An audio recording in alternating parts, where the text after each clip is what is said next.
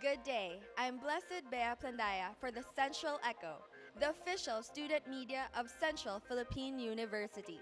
And this is our special coverage for the CPUR elections 2014, together with the Reform Presidential and Vice Presidential, Angelo Yong Listano and Macoy Espanola. Watch this. Good afternoon. Have four questions that you both of you should answer, and there are also two questions that each of you more personal questions from me. Okay, so number one question, let's ask Young first. Tell us about yourself. First of all, no, thank you for this opportunity, Central Echo, that's official media partner, media partner. Sige. Um, Yong Listano. Angelo Yong Listano is a third year Electronics and Communications Engineering student of Central Philippine University. Isa ko mahambal is isa ka loyalista sa CPU from elementary school down to the high school department and now in the college, as obviously no. Yong Listano is a former board member and a former governor of the province of high school. And at the following year, I became the OIC Senator of CPUR under the administration of J.D. Cristofelis. And after the following year also, I ran as CPUR Vice President. And nakita tama no, kung anong ka-effective ang aton nga government subong as uh, interesting ang interest gid sa mga students ang votes nila sa akon. So I have two siblings, no. One is a medical student here in CPU and one is a graduate of the College of Nursing. And my parents are both doctors but it's not an assurance nga manggaranon kami. And I myself is very acquainted in all the happenings in CPU also when it comes to student leadership. So once again, Yong Listano is a simple guy which aims for change in the political system of CPUR. Okay, so Makoy, tell us about yourself. Ah, sa liwat kili no, ako si Makoy, Espanyola. Isa lang ka simple kag ordinaryo nga estudyante diri sa CPU. Ako isa ka third year medtech student. I'm proud to say nga ako true-blooded Centralian gid. Kaya halin sang elementary, diri man ko naghalin, high school kag college no. I was a former SSC student and former board member sang Department of High School and a former senator man no sang when I was in high school, and I was the youngest senator ever sa CPUR. And sang elementary I was also the former vice president no sang CPULM nga provincial board. And sa subong ako gapadlagan as vice president, it is because I am committed to serve no my fellow Centralians. And ako may dako gid nga tagipusoon para magserbisyo sa akon nga fellow Centralians. Kag ako I'm proud to say nga ako may kadlok sa Ginoo no. Kay ang isa ka matuod nga leader kaya ya panindugan kung ano ang insakto no. Ipanindugan ni gina kung anong insakto. So ako I have no promises no in specific, but kung ako ang ay i-entrust akon sa mga students ang ila votes, surely no they will not hindi sila manugunan sang ilang boto kay ako pasadyawon ko gid sila sang pabor nga ginhatag nila sa akon. Okay, so next question. Young, what Yes. is your platform? So yes, what is our platform or what are our platforms, no? Uh, CPU, no? CPU has a lot of things to damo pa sa mga kailangan naton ubrawon, but one thing in common nga ara sa aton is of course the central spirit nga ari subong sa aton. But of course, kung kamo mag-ask kung anong platform ni Yong Listano specific, but ako hindi ako selfish. I would like to stress out nga ako ginadala ko man ang ako nga partido when it comes to platforms. So, the main platform of yours truly is of course the CPUR Tingog Estudyante program. Tingog Estudyante program is an open forum in which the students will be able to what do you call that, maka-voice out gid sang ila concerns and hinanakit man nila ba sa ilang nga mga CPR officials, sa ilang nga mga maestro, sa ilang nga mga pag-eskwela, academic man na siya be, or maging even problems lang gid within CPU, makita nila nga mga aton infrastructures hindi naman nami mga pwede naton islan. So in that open forum, hindi ra gid nila ma-address ila concerns, problems, and other suggestions wherein me as siguro no future CPUR president, if ever they will entrust their votes on me, uh, diragid naton no nga mabalaan ang leadership naton kay tungod nga ako ang maging representative nila sa Board of Trustees nga meeting wherein I will be an ex officio member no representing all the students of CPU. So that will be one of the main platforms of government of a reform party, and of course ang gina-stress out gid namo no CPUR financial report for public viewing. CPUR financial report for public viewing is one of the main causes of CPUR reform party. It's because na kailangan gid naton sang public viewing sa aton nga mga financial reports when it comes sa aton nga CPUR. Kay nagabalo ka mo lang nga 100 pesos ginabaya gina naton dala na sa aton nga tuition and fees kay tungod nga ang 100 pesos nga ni ibalik naton for quality projects and quality activities diri sa CPU. So that will be one no isa pa gid naton ka platform of government. So I guess ang ako nga vice presidential candidate man no maka-attest man kung paano na siya naton ipa-make possible. Okay, so, Makoy? So, akon, simple lang yan, no? Mga plataforma ako. Akon ang isa ka honest, isa ka efficient, kag pasadyahon kagidya ang CPUR kag ang students, no? Honest in a way nga, of course, sa ginambal ni President Yong Listano, no? We will be having monthly liquidation of the proper liquidation of money, no, to be posted sa mga strategic places like bulletin boards, no, para makita man sa mga estudyante kung din nga kalalado ang kwarta nila, no, for the first and second sem. Kag efficient it is because nga wala ako nagpadlagan tungod sa posisyon, no, or sa fame or so whatever, no, nga may personal ako nga motive, no, sa pagpadlagan, but it is because nagpadlagan ko kay I am committed to serve my fellow Centralians, no, kag amo na gani ang ginapabugal ko nga ang ginapabugal sang reform, no, nga saying we do more and we talk less, no, kag ang estudyante na bahala kung sino ang ila pagabuton kag kung sino ila pagapilion, no, kag masadya wala ko gahambal, no, nga ang isa ka Centralian masubo, but masadya it is because pasadyahon tapagid, no, we will improve, no, kung ano man da ang mga projects nga ginpagabrana sang nanliligad ng mga CPUR, kag we will have more projects and events, no, which could boost the participation of each fellow Centralians sa diri sa CPU. So amo na. Thank you. So, Yong, this is a personal question. Alright. If you win as president, how will you address the issue on partisan politics?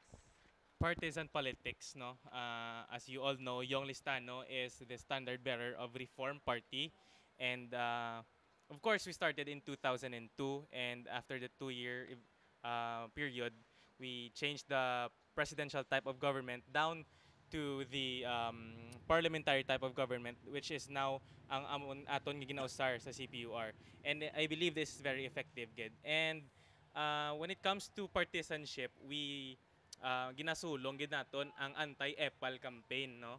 Anti-EPAL campaign is one platform of CPU Reform Party wherein nga sa mga projects naton, sa mga aton nga mga gina-post, no, nga mga like for example adapt a spot project lang na siya be, nakita naton nga hindi gid maayo nga mayara nga mga ga take credit lang for their own selves, but ari kami subong nagasulong sang anti-EPAL campaign wherein may ginabutang kami nga mga tawo nga masaligan nga tawo, also CPR officials man, nga siguro mahambal namon nga mangsita and maghatag sang sanksyon if ever ang mga projects nga nibalagi na pangalan nila sa ila lang nga self using the CPUR money.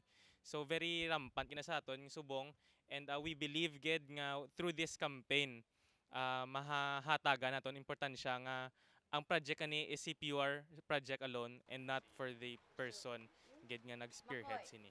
Also, a personal Sige. question. Makoy is a new face in the CPUR for most students. Who exactly is Makoy and what can he offer the students of CPU? So, amo na no, I am new to the Central Alliance. So, ako makahambal lang ko nga ang isa ka leadership wala na siya ginapakita no sa isa ka sa kung ano ang achievements no nga naobrahan sang isa ka tawo kag kun wala na ginapakita sa kaalam sang isa ka tawo no kundi ina ginapakita sa tagipusoon kung ano kadako ang imong nga tagipusoon no para magserbisyo sa imong fellow Centralians no kay not all intellectual people are good leaders amo gina ang mahambal ko. So ako ano maobra ko no so amo to gani ang sa platforms ko nga simple lang ang pasadyon ang fellow Centralians sa kung ano ang mahatag ko sila nga serbisyo kag kung ina bala makasatisfy sa ila no kag amo na tanan. Okay, I would like to stress out man no, ang kay Makoy. Makoy is a new face in CPUR kay tungod nga mahambal sila nga sang high school lang gid nag-exist si Makoy Espanyola sang pagka-being CPUR official. Makoy Espanyola has been with me throughout the years. Siyempre best friends kami ni. Hindi na holding hands part. Best friends kami ni since elementary and of course dako gid man ang pasalamat nakon nga gintake man ang challenge as running for my vice presidential candidate. Makoy Espanyola has been in my events, hindi man akon events but CPUR events also. Nakita taman nga may ara man mga staffs ang CPUR and Yong Listano no or Makoy Espanyola rather is one of the staffs of yours truly. Kag wala taman siya nakita sa mga events or ano pero siya ni ang other person man behind in some of the activities naton diri sa Central Philippine University particularly sa mga gina-spearhead ko man nga mga events. As you all know, I'm the Vice President of CPUR and limited gid lang gid ang obra nakon as CPUR Vice President as the presiding officer of the Republic. But I came out of my shell and I came out of my comfort zone and spearheaded some of the events of CPUR. So ang mga students lang gid ang Centralian, ang mga Centralians lang gid maka-attest sina, di na ako maghambal. Okay, so again, Young, this is for you. You talked earlier about anti-APAL. So we've heard of it. And so we'd just like to ask, what is it and what is your take on it? Yes, as what I have said earlier, no, anti-Apple campaign of CPUR. As a party, hindi ni siya namon masulong, no, kung wala naman kami sa amon gid nga posisyon. But as a political party, we are here to spearhead such campaign in which nga ang mga student or mga CPUR officials nga ni nagahimo sang hindi insakto sa aton nga political system wherein nga gina-post nila ang ilang name for their own credit. So, isa gini naton ka campaign nga it should be nga dapat ang CPUR gid ang spearhead kay CPUR as the authority gid ang pinakadako gid nga authority to do such thing. So, anti-Apple campaign will be spearheaded by of course kung makapungko kami sa position the CPU Reform Party man nga candidates but I know nga kung ara na kami sa babaw ang aton nga partisanship magahalin na gina siya kag hindi na siya naton pag idalon but through sang aton nga ni nga campaign I hope gid nga mag-participate man biskan ang piyak man nga partido. Sige, salamat. Okay, so Makoy, we first learned that Miss Angel Arhel filled the candidacy in your position. What made the party decide to place you as vice president candidate instead? So as we all know no Miss Angel Arhel nanaog siya sa iyang candidacy as vice president ng Reform Party. Siguro iya na iya mga personal no nga mga bagay-bagay no sa iya no na pamangkuton. But the Reform Party no chose me. It is because sa akon I know nga may believe gapati ako sa kapasidad ko na no ang maobra ko no sa capacity sa akon nga self kag kung ano ang capabilities no nga maobra ko. It is because amo na gani nga I am committed to serve no kag balaan ko kung anong ginsudlan ko no nga sitwasyon. I know nga being a CPUR official is not a joke no I know nga dapat i-manage na gid ang time ta between sa studies kag sa CPUR no sa pagiging isa ka official. But no sa akon amo lang na no gingaan ko sang Ginoo sang dako no nga tagipusoon para magserbisyo. Thank you. So, this question's for both of you. Young, if you were to campaign for your opponent, what will you say? Sige as you all know, my opponent is a CBA student and here's for you, Brian. Yeah. Sige vote Brian Cerebo for president. It's because he's good looking, of course. He is macho sa part and he is a man of good speech. Brian Cerebo is a man who achieves a lot, no? And kabay pa amo na gani kay campaign ko, so support Brian Cerebo for president. Thank you so much. Okay, so Makoy. So, ako no, I've known Milay since elementary cause classmates gid kami na kag best friends gid kami na ni Milay no. Actually tatlo kami ni yung listano. So, Milay no for vice president. No, si Milay masaligan ang tao mo. Kag balaan ko si Milay maging mayo nga leader kun siya magpungko as vice president. So, Milay for vice president. Alright. Okay, thank you. So, last question. Complete the sentence. If I win, CPU will. If I will win, CPU will be a better place to study and to live in. Yeah, de. Siguro mo na kay we ginasulong gid naton nga CPU will be a better place when reform gid ang mga mapungko sa aton nga mga parliament. So once again, CPU will be a better place. Please stay tuned no sa aton nga CPUR if ever reform party ang makapungko sina majority. So salamat kid. So Makoy, same question. So, anong can you If I win, CPU will. CPU will be happier no will be happier so amo na gani hamba ko gina no ang isa ka advokasya ko ang mapasadya ang estudyante ang mahatag ang pabor nga ginhatag nila sa akon no kag sa serbisyo no nga ginsaligan ko nila so amo na Thank you. So that's all. thank you So much. Espanyola for vice president Yung Estano for president. For more updates for this upcoming CPR Elections 2014, please visit our website www.centralecho.com. You may like us on Facebook, follow us on Twitter, and subscribe to our YouTube channel. Once again, I am Blessed Bea Plandaya for the Central Echo. Good day.